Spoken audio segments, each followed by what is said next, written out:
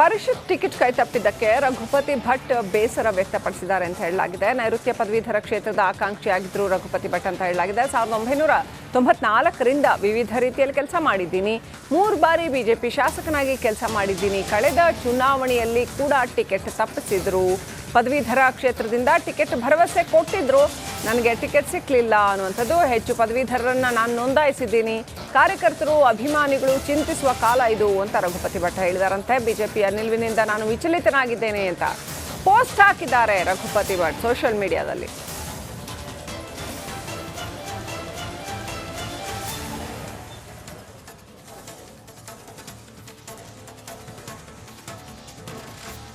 ರಘುಪತಿ ಇವರು ಅಸಮಾಧಾನ ವ್ಯಕ್ತಪಡಿಸಿರ್ತಕ್ಕಂಥದ್ದು ಎಷ್ಟರ ಮಟ್ಟಿಗೆ, ರಘುಪತಿ ಭಟ್ ಅಸಮಾಧಾನ ವ್ಯಕ್ತಪಡಿಸಿರ್ತಕ್ಕಂಥದ್ದು ಎಷ್ಟರ ಮಟ್ಟಿಗೆ ಬಿಜೆಪಿಗೆ ಉಡುಪಿನಲ್ಲಿ ಇಂಪ್ಯಾಕ್ಟ್ ಆಗುತ್ತೆ ಅಂತ ನೋಡಬೇಕು.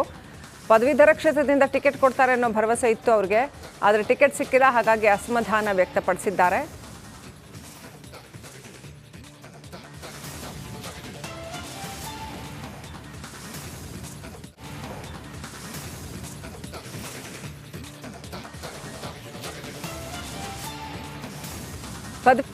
ಕ್ಷೇತ್ರದ ಟಿಕೆಟ್ ಅನ್ನ ಅವರು ಎಕ್ಸ್ಪೆಕ್ಟ್ ಮಾಡಿದ್ರು ಶಾಸಕ ರಘುಪತಿ ಭಟ್ ಅವರು, ಆದರೆ ಅವ್ರಿಗೆ ಸಿಕ್ಕಲಿಲ್ಲ ಅನ್ನುವಂಥದ್ದು, ಮಾಜಿ ಶಾಸಕ ಅವ್ರಿಗೆ ಸಿಕ್ಕಲಿಲ್ಲ ಅನ್ನುವಂಥದ್ದು ಅವ್ರಿಗೀಗ ಅಸಮಾಧಾನ ಇದೆ.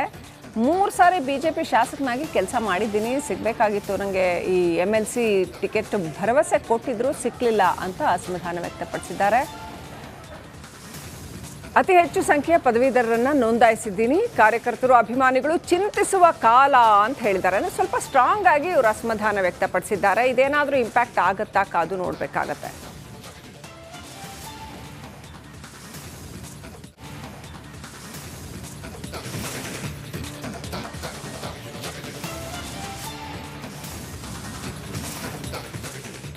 ಪೆನ್ಡ್ರೈವ್ ಕೇಸ್ನಲ್ಲಿ JDS ಹೋರಾಟಕ್ಕೆ ನಮ್ಮ ಬೆಂಬಲ ಅಂತ ಬೆಂಗಳೂರಿನಲ್ಲಿ ವಿಪಕ್ಷ ನಾಯಕ ಆರ್ ಅಶೋಕ್ ಹೇಳಿಕೆ ಕೊಟ್ಟಿದ್ದಾರೆ. ಪ್ರಕರಣದಲ್ಲಿ CBI ತನಿಖೆ ಆಗಬೇಕು ಅಂತ ಬಹಳ ಕ್ಲಿಯರ್ ಆಗಿ, ಓಪನ್ ಆಗಿ ವಿಪಕ್ಷ ನಾಯಕ ಆರ್ ಅಶೋಕ್ ತಮ್ಮ ಅಭಿಪ್ರಾಯನ ವ್ಯಕ್ತಪಡಿಸಿದ್ದಾರೆ. ಬಿಜೆಪಿಯ ಅಭಿಪ್ರಾಯವನ್ನು ವ್ಯಕ್ತಪಡಿಸಿದ್ದಾರೆ ಅಂತಾನೆ ಹೇಳಬೇಕು. ಬಿಕಾಸ್ ಅವರು ವಿಪಕ್ಷ ನಾಯಕ ಆಗಿರೋದ್ರಿಂದ ಪೆನ್ಡ್ರೈವ್ ಕೇಸ್ನಲ್ಲಿ JDS ಹೋರಾಟಕ್ಕೆ ನಮ್ಮ ಬೆಂಬಲ ಅಂತ ಒಂಥರ ಇದೀಗ ಸಂಪೂರ್ಣ ರಾಜಕೀಕರಣಗೊಂಡಿರೋದನ್ನ ಕಾಣಬಹುದು. ಓಪನ್ ಆಗೇನೆ ಒಂದು ರಾಜಕೀಯ ಜಿದ್ದಾಜಿದ್ದಿಗೆ ಇದು ಕಾರಣ ಆಗಿದೆ.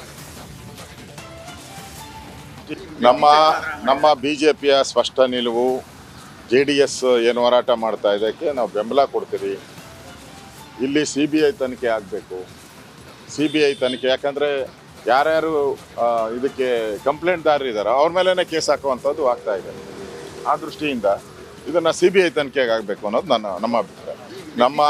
ನಮ್ಮ ಬಿಜೆಪಿಯ ಸ್ಪಷ್ಟ ನಿಲುವು, JDS ಏನು ಹೋರಾಟ ಮಾಡ್ತಾ ಇದಕ್ಕೆ ನಾವು ಬೆಂಬಲ ಕೊಡ್ತೀವಿ. ಇಲ್ಲಿ CBI ತನಿಖೆ ಆಗಬೇಕು. CBI ತನಿಖೆ, ಯಾಕಂದರೆ ಯಾರ್ಯಾರು ಇದಕ್ಕೆ ಕಂಪ್ಲೇಂಟ್ದಾರರು ಇದ್ದಾರೆ ಅವ್ರ ಮೇಲೇ ಕೇಸ್ ಹಾಕುವಂಥದ್ದು ಆಗ್ತಾ ಇದೆ. ಆ ದೃಷ್ಟಿಯಿಂದ ಇದನ್ನು CBI ತನಿಖೆಗೆ ಆಗಬೇಕು ಅನ್ನೋದು ನಮ್ಮ ಅಭಿಪ್ರಾಯ.